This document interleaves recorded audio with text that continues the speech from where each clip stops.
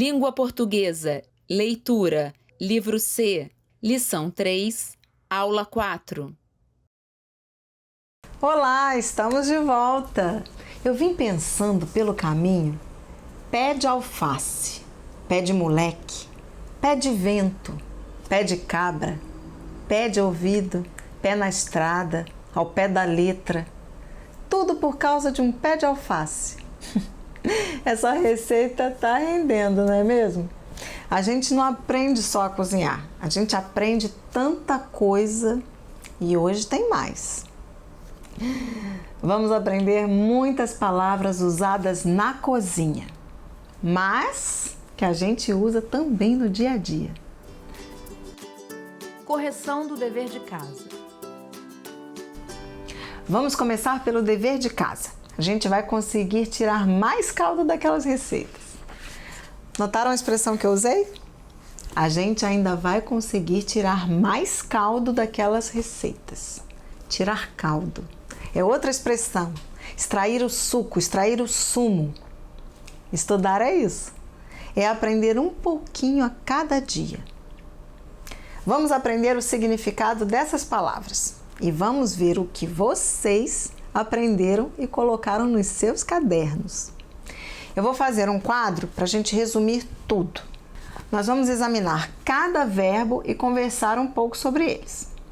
Você já ouviu falar em espremer um verbo? Tirar o caldo de um verbo? Pois venha conosco, nós vamos fazer exatamente isso nessa aula. Verbo, significado, uso, tipo de texto onde encontramos. Assar. Cozinhar no forno. Ou no fogo. Eu já vi no filme. Cozinhar carne no fogo é o mesmo que assar. Verbo, significado, uso, tipo de texto onde encontramos. Assar. Cozinhar no forno. Cozinhar no fogo. Isso mesmo. Os dois estão certos. Assar é uma forma de cozinhar. Pode ser no forno ou direto no fogão. Assar na brasa. E esses verbos são usados para falar sobre o quê? Cozinha. Cozinhar. Isso mesmo. Vamos anotar? Verbo, significado, uso, tipo de texto onde encontramos. Assar. Cozinhar no forno. Cozinhar no fogo. Cozinhar. E em que tipo de texto encontramos esses verbos? Textos sobre cozinha, cozinhar, arte culinária. Muito bem, Alfa! Nós encontramos esse verbo em textos sobre cozinha, cozinhar, receitas, arte culinária. Verbo, significado, uso, tipo de texto onde encontramos. Assar, cozinhar no forno, cozinhar no fogo. Cozinhar, receitas, arte culinária. Cozinhar, qual o significado? Vamos pensar antes de responder. Cozinhar, assar, fritar. Será que há diferença? Claro que há. Eu fiz uma pesquisa para trazer para vocês a definição precisa de cada uma dessas palavras. Isso vai nos ajudar a fazer os nossos exercícios e entender também melhor os segredos dessa arte culinária. Eu fiz um resumo para ficar mais fácil de entender. Vou ler. Cozer. Cozinhar com água, sem gordura. Temperatura elevada, 95 graus Celsius. Cozer a vapor. Idem acima, mas não a perda de vitaminas. Grelhar. Direto numa chapa bem quente. Não usa gordura. Assar. Utiliza um pouco de gordura. Geralmente, assa num forno fechado para não perder calor. Fritar. Alimento envolvido em gordura. Temperatura muito elevada, 180 graus ou mais. O que vocês observam nesse quadro? Isso mesmo. Tudo é cozinhar. O que muda é a forma de cozinhar. Se tem gordura ou não, se é aberto ou fechado, a temperatura. Mas se tudo é cozinhar, é tudo igual? Dá na mesma? Não, não dá na mesma, e vocês sabem disso. Sabem como? Vocês sabem disso pelo gosto. O gosto de uma coisa frita é diferente de uma coisa cozida. Fritura a gente sente de longe e não resiste. O que acontece com os alimentos também. Quando cozinhamos a vapor, a comida não perde vitaminas. Alguns alimentos precisam ser muito cozidos para eliminar bactérias, carne de porco, por exemplo. O que foi mais importante aprender? Tudo é cozinhar. Cozinhar significa transformar o alimento. Pode ser por qualquer processo, nem precisa ser no fogo. Vamos voltar ao nosso quadro? Agora vocês vão poder responder com mais precisão. Alfa, cozinhar. Significado é transformar o alimento. Uso.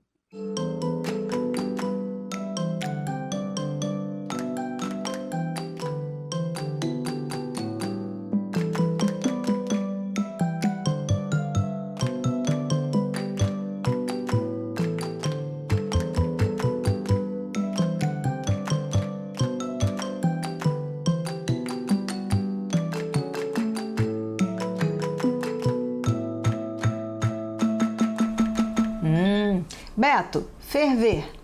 Ferver é esquentar muito. Estamos falando sobre a temperatura para cozinhar. Encontramos essas palavras em textos sobre receita e arte culinária.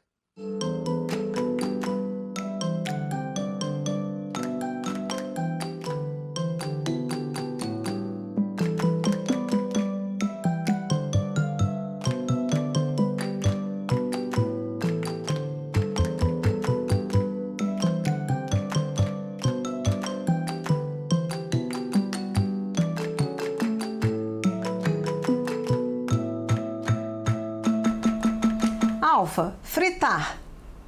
A professora já deu a dica. Ficou fácil. Cozinhar com óleo. Estamos falando sobre a forma de cozinhar.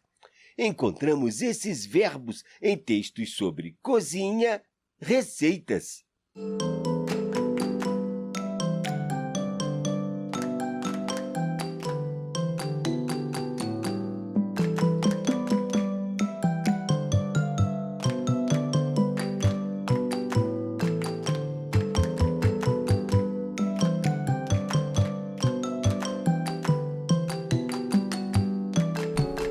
Polvilhar. De onde vem essa palavra? Polvilho. Pó, uma farinha bem fininha. Eu já ajudei a polvilhar um bolo. Jogar a farinha por cima, só um pouquinho. E como você responde às questões do quadro? Significado: jogar farinha espalhando. Sobre o que estamos falando? Será que ainda é cozinhar ou é enfeitar? Boa resposta, Beto. Polvilhar é parte do processo de preparar os alimentos. Estamos transformando alimentos separados num alimento novo. No seu caso, é um bolo. Podemos dizer que é cozinhar. E isso também aparece em textos de receitas. Receitas de bolos.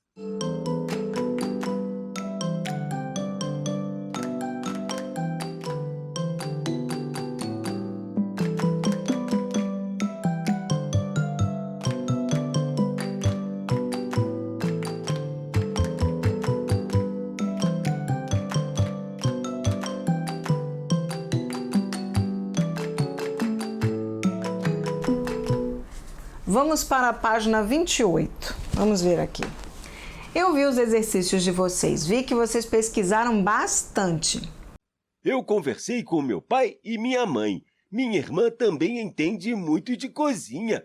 Elas sabiam tudo, só não entenderam por que eu estava perguntando tanto sobre essas coisas. Lá em casa foi igual. Eles agora me chamam para ajudar toda hora. Vou ficar craque nessa tal de arte culinária. E vai virar um bom ajudante também. Vamos ver como ficou o nosso quadro? Eu vou ler a parte que vocês fizeram em casa. Rechear. Tomate recheado. Essa é sopa, não é? Rechear significa colocar uma coisa dentro da outra. No nosso caso, tem a ver com cozinha, cozinhar. Mas eu já vi colocar uma aliança em bolo de casamento. Isso é colocar, não é rechear. Refogar. Refogar. Refogar é uma parte importante para preparar os temperos. Significa passar os temperos numa calda de gordura bem quente. Só passar não é cozinhar nem fritar. São pequenos detalhes. Tudo relativo à arte de cozinhar, ao ofício de cozinhar. E por último, untar. Untar significa passar óleo, gordura. Passamos óleo para não ficar pregado, grudado. Fica mais fácil para tirar depois. Verbo, significado, sobre o que estamos falando, tipo de texto onde encontramos. Assar, cozinhar no forno, cozinhar no fogo, cozinhar. Receitas, arte culinária.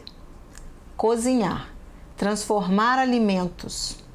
Cozinhar, receitas, arte culinária. Ferver, esquentar muito, temperatura para cozinhar. Receitas, arte culinária. Fritar, cozinhar com óleo. Forma de cozinhar. E é igual. Receitas, arte culinária. Polvilhar, espalhar farinha. Cozinhar, acabamento. E é igual. Rechear, colocar alguma coisa dentro de outra. Cozinhar. E igual. Refogar, preparar os temperos. Passar os temperos na gordura bem quente. Cozinhar. E é igual. Untar, passar óleo ou gordura nas formas. Cozinhar. E igual. Viram que exercício mais interessante? A gente aprende o significado de palavras parecidas, mas diferentes. E na cozinha é preciso ter muito cuidado com essas palavras e com as ações que elas representam. No exercício que acabamos de fazer, nós aprendemos o sentido próprio da palavra, o sentido mais comum, mais usado. Nós falamos sentido usual, sentido próprio. Mas nós sabemos que as palavras podem ser usadas em vários sentidos. Podem ser usadas ao pé da letra ou podem ser usadas, isso mesmo, no sentido figurado. Vamos ver como ficou o dever de casa de vocês? Dever de casa do Alfa. Clara em neve. Clara de ovo batida até ficar dura e branquinha. Essa expressão é usada para falar sobre como deve ficar a clara depois de bater. Encontramos essa expressão em livros de receita, livros de culinária. Minha frase: o cozinheiro bateu a clara em neve até ficar muito durinha. Muito bem, Alfa, está tudo correto e muito bem escrito. E eu gostei de ver você colocar a sua frase entre aspas. Minha frase: o cozinheiro bateu a clara em neve até ficar muito durinha.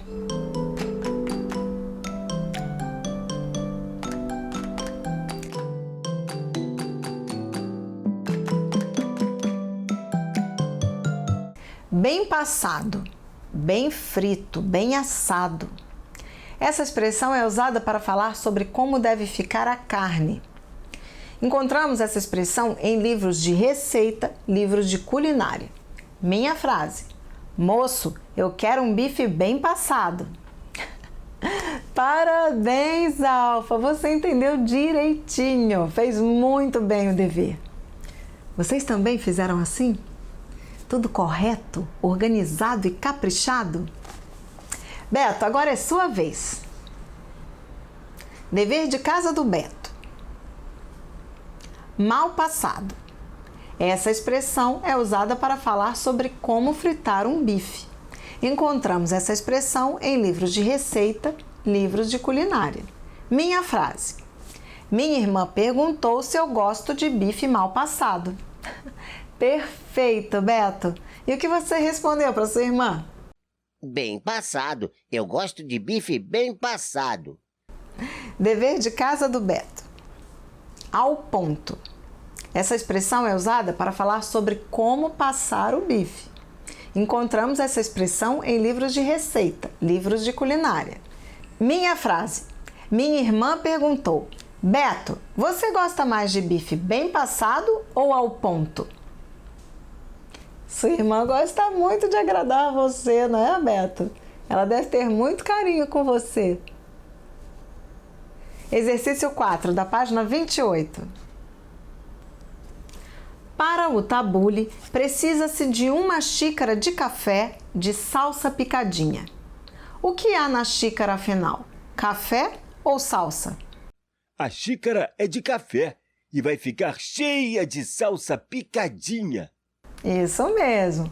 Temos que entender cada palavra e cada expressão no seu contexto, no seu lugar. Uma coisa é a medida, xícara de café.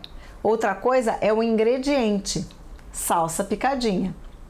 E por falar em lugar, vamos ver como vocês separaram as medidas e ingredientes? Como ficou o seu quadro? Vamos conferir? Informação, medida, ingrediente. 2 tomates maduros. 2. Tomate. Caldo de 1 limão. 1 limão. Caldo do limão. 1 xícara de chá de grãos de trigo. 1 xícara de chá. Trigo. 1 colher de chá de sal. Colher de chá. Sal. 4 colheres de sopa de azeite. 4 colheres de sopa. Azeite. 1 coco ralado. 1 coco. Coco ralado. Fatias de 5 laranjas. 5 laranjas. Laranja em fatias. Perfeito! Sem nenhuma confusão. Vocês fizeram tudo dessa forma? Direitinho? Medidas certas nos lugares certos. Fluência de leitura. Vamos continuar nossa história dos super-heróis? Quais super-heróis? Ué, você não se lembra? Uma maçã, um cavalo e uma confusão daquelas. Ah, entendi. Eles parecem super-heróis, só que são de antigamente. Mas a ideia de superpoderes é antiga. Vamos nos lembrar de onde paramos? Nós paramos quando a Helena entrou na história. Ela era casada com Menelau, mas ela era a mulher mais bonita do mundo. E o tal do Paris queria se casar com ela. Isso mesmo, Beto. A confusão ficou armada. E o Menelau era o rei de Esparta. Esparta era um país que estava muito forte, tinha muitos exércitos. Então surgiu Ulisses, ele fez uma proposta para o pai de Helena. Ulisses iria se casar com a irmã de Helena. Vocês se lembram? Se lembram que naquele tempo eram os pais que decidiam quem casava com suas filhas? E em troca, Ulisses daria uma solução para o caso da Helena. E combinaram 2 regras. Vamos conhecer essas regras? Primeira regra: cada pretendente que perdesse deveria aceitar a decisão.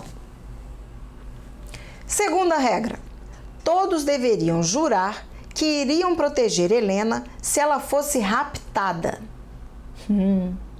Parece que Ulisses já estava sentindo o cheiro de guerra no ar. Todos os pretendentes concordaram. Afinal, cada um achava que seria o escolhido. Tíndaro escolheu Menelau, o poderoso rei de Esparta, para ser o marido de Helena. E todos os pretendentes partiram sem brigar. Um belo dia, Paris visitou Esparta. Foi então que a promessa de Afrodite se cumpriu. Helena morreu de amores por ele e ele por ela. estavam perdidamente apaixonados. Decidiram fugir para Troia. Toda a população festejou a chegada deles. Todos estavam orgulhosos de ter a mulher mais linda do mundo como sua princesa. Só para lembrar, Helena havia se casado com Menelau. Eles foram para Esparta. E Paris também foi para lá. Paris e Helena se apaixonaram e resolveram fugir para Troia. Vamos ver o que acontece? Será que Menelau vai concordar? Será que vai ficar por isso mesmo? Mas Menelau não ia deixar por isso mesmo. Resolveu brigar por sua esposa. Ele chamou todos os pretendentes de Helena e disse: vocês se lembram da promessa a Tíndaro? Helena é minha esposa e comigo deve ficar. Todos concordaram e embarcaram em vários navios de guerra. Os gregos estavam indo a Troia buscar Helena. Como era de se esperar, os troianos se recusaram a devolver Helena. Então começou a guerra. De um lado os gregos, de outro os troianos. Ninguém concordava com ninguém. Todos lutavam por Helena. Os deuses assistiam a tudo com muito interesse. Uns ajudavam os gregos, outros ajudavam os troianos. Hera, que nunca perdoou Paris por não tê-lo escolhido, ajudou os gregos.